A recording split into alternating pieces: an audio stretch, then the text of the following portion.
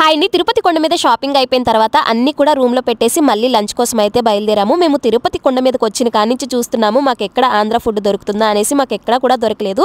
ఎక్కడ చూసినా సరే ఫ్రైడ్ రైస్లు ఇలానే దొరుకుతున్నాయి అనమాట. అయితే లాస్ట్ కి ఒక అంకుల్ అయితే మాకు ఒక అడ్రస్ చెప్పారు. ఫాస్ట్ ఫుడ్ సెంటర్ కళ్యాణకట్టకి రైట్ సైడ్ లో ఉంటుంది. అంటే మా రూమ్ దగ్గర నుంచి కొంచెం డిస్టెన్స్ లోనే ఉంది. దీంట్లో ఒక పప్పు, సాంబారు, అలానే కర్రీ, అలానే పచ్చడి, పాపడు, వైట్ రైస్, ఇంకా పెరుగు కూడా ఇచ్చారనమాట. ఇంకా నేను టేస్ట్ ఎంత బాగుంటుందా అని చెప్పేసి చాలా ఇష్టంగా అయితే తింటున్నాను. పెద్ద పాప ఏమో కారం ఉందనేసి అస్సలు తినట్లేదు. మా వారేమో ఇంకా నేను తినేదాకా వెయిట్ చేశారు. అంటే నేను టేస్ట్ ఎలా ఉందో దాని తర్వాత చెప్తే చూసి తింటారనమాట.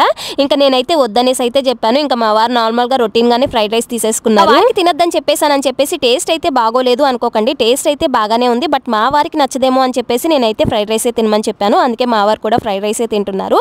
ఇంకా ఫైనల్ గా అందరూ కూడా భోజనం చేసేసిన తర్వాత చిట్టుతల్లికి అయితే సిర్లాక్ తినిపించాలన్నమాట. ఇంకా మళ్ళీ రూమ్ కి అయితే వస్తున్నాము. కళ్యాణకట్టలో నాకు రూమ్ అయితే అస్సలు నచ్చలేదు. వీడియో నచ్చితే లైక్ చేయండి, ఛానల్ ని సబ్స్క్రైబ్ చేసుకోండి.